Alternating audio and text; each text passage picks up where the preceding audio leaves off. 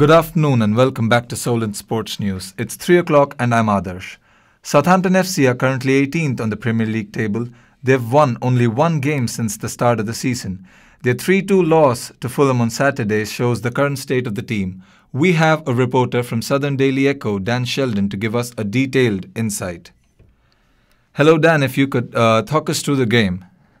Yeah, so it's just a similar story for Saints, really. They took the lead against the Fulham side, who are showing nothing other than the odd attack here and there. They were in control, weren't threatened at all.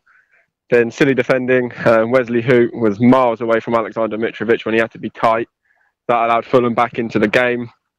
And then Fulham take the lead after Sessegnon tore Cedric to pieces down the left and picked out Schürrle with a beautiful pass into the box. But Matt Targett, on his return to Fulham after spending 6 months on loan there last year, will probably question his positioning for that goal.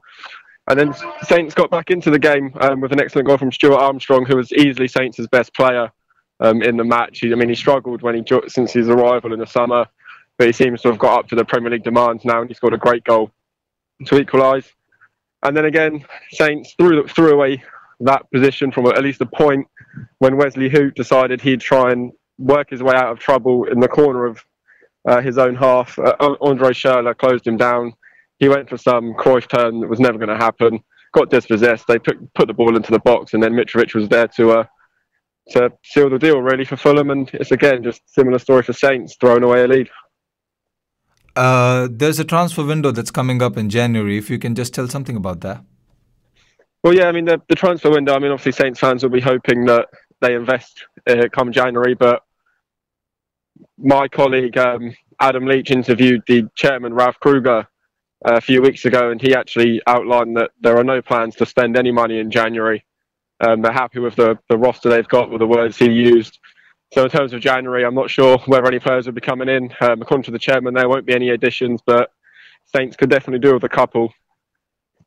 What do you think Saints can do to get out of this mess? Hold on to a lead would be a good start. The frustrating thing with Saints is they play well, but they just give away sloppy goals. So the Fulham game was probably their most fluid match of the season, where they were pretty good in attack, but just basic defensive errors have cost them again and again this season. I'd personally take Wesley Hoot out of the team and replace him with Jack Stevens, because Hoot's been awful of late, and if the 5 games that Stevens has played, he's kept a clean sheet 3 times. So that's what I'd do, but obviously I'm not paid to be the manager, so... All right. Thank you very much, Dan, for talking to us. No worries. Bye. Moving on to Newcastle. Mondays are clearly not good for Newcastle.